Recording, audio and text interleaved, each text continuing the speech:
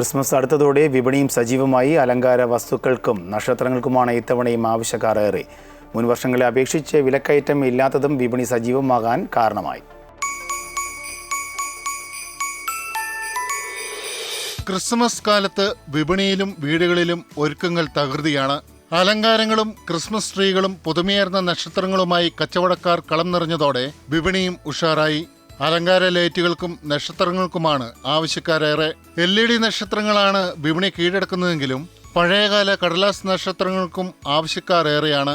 200 രൂപ മുതൽ 1000 രൂപ വരെയാണ് നക്ഷത്രങ്ങൾക്കും പുൽക്കൂട് സെറ്റുകൾക്കും വില വരുന്നത്. ക്രിസ്മസ് ട്രീ വാങ്ങേണ്ടവർക്ക് പക്ഷേ കൈപൊള്ളും.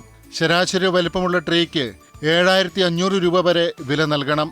കഴിഞ്ഞ തവണത്തെ അപേക്ഷിച്ച് വില വർധനവ് വലിയ രീതിയിലില്ലെന്നും വരും ദിവസങ്ങളിൽ വിപണി സജീവമാകുമെന്നും വ്യാപാരികൾ പറഞ്ഞു.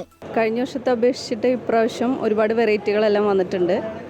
വില കഴിഞ്ഞ വർഷത്തെ അപേക്ഷിച്ചിട്ട് വലിയ വ്യത്യാസങ്ങളൊന്നുമില്ല. സെയിം വിലകളൊക്കെ തന്നെയാണ് വരുന്നത്. കഴിഞ്ഞ വർഷത്തെ അപേക്ഷിച്ച് ഇപ്രാവശ്യം ഈ വർഷത്തെ തിരക്ക് കുറവാണ്.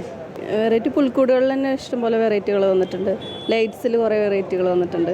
സ്റ്റാർസുകളും കുറേ വെറൈറ്റികൾ വന്നിട്ടുണ്ട്. പുൽക്കൂടിനാണ് മറ്റൊരു ഡിമാൻഡ്. 200 രൂപ മുതൽ പുൽക്കൂട് ലഭ്യമാകും. നല്ല ഉണ്ണിയേശുവിന്റെ രൂപത്തിന് 1200 രൂപ വരെ വില നൽകണം.